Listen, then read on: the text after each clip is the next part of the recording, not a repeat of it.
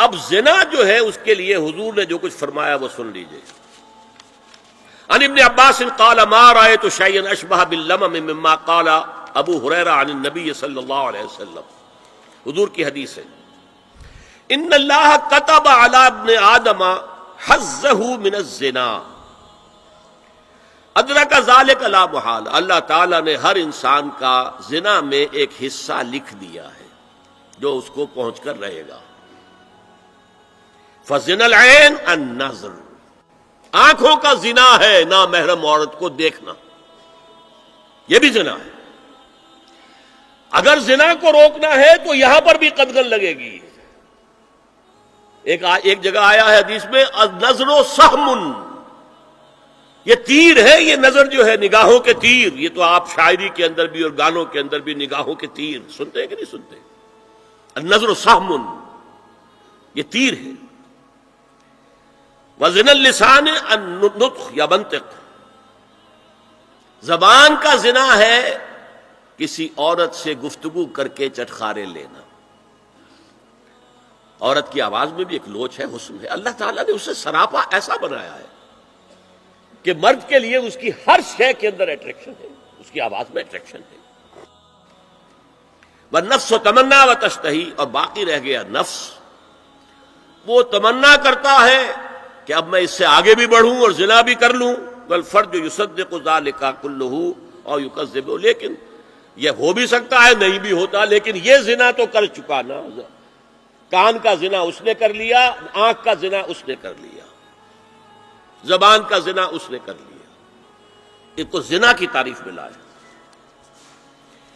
ایک اور روایت ہے جو مسلم میں ہے، عن ابی ہریرہ کتب علی ابن آدم نصیبہ من الزنا مدرک ذلک لا محالہ فالعینان زناہما النظر والاذنان زناہما الاستماع واللسان زناہما الکلام والید زناہا البطش والرجز زناہا الخطأ والقلب یہوی وتمنا.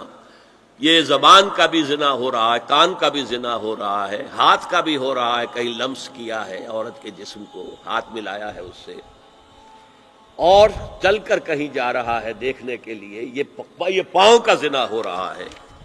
یہ ہے زنا کی شکلیں جو محمد الرسول اللہ صلی اللہ علیہ وسلم نے بیان کی. تو زنا کا روک تھام، زنا کی جو ہمارے معاشرتی اہداف کے اندر بہت اہم ہے، بہت اہم ہے، بہت اہم، ورنہ معاشرہ ٹوٹ پھوٹ کا شکار ہو جائے گا. میاں بیوی میں اعتماد نہیں ہے، بے اعتمادی کی فضا میں اولاد جو پلے گی اس کی منفی نفسیات ہوں گی، کبھی مثبت نفسیات نہیں ہو سکتی. والدین میں محبت ہے، آپس میں اعتماد ہے، ایک دوسرے پر اعتماد ہے، ایک دوسرے کا لحاظ ہے، ایک دوسرے کی دلجوئی ہے، ایک دوسرے کی مدد ہے.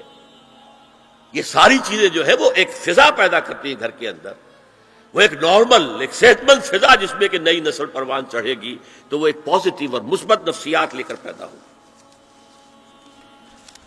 اچھا، اور دیکھیے اس میں کیا کیا کچھ حضور کی طرف سے آئے ہیں.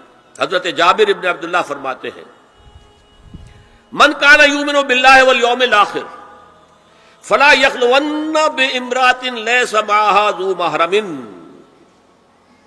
فإن ثالثہما الشیطان. رواہ احمد. دیکھو، جو شخص بھی اللہ پر اور یوم آخر پر ایمان رکھتا ہو وہ کبھی کسی اجنبی عورت کے ساتھ خلوت میں نہ رہے، ملاقات نہ کرے جس کے ساتھ کہ اس کا کوئی محرم شامل نہ ہو. کوئی عورت آئی ہے آپ سے مسئلہ پوچھنے کے لیے، اس کا باپ، اس کا بیٹا، اس کا بھائی، اس کا شوہر ساتھ ہونا چاہیے، اکیلے نہیں. اس لیے کہ ثالثہما الشیطان. جہاں یہ ایک مرد اور ایک عورت جو ایک دوسرے کے لیے نامحرم ہے، جب ملیں گے تیسرا وہاں شیطان موجود ہوگا. اسی طرح حضرت ابن عباس کی روایت ہے لا یخلون رجل بامرأۃ الا ومعها ذو محرم ولا تسافر المرأة الا مع ذی محرم. کوئی مرد کسی عورت کے ساتھ خلوت میں نہ ہو، اکیلے نہ ہو، مگر یہ کہ اس عورت کے ساتھ اس کا محرم موجود ہو. اور کوئی عورت سفر نہ کرے جب تک کہ اس کے ساتھ محرم موجود نہ ہو.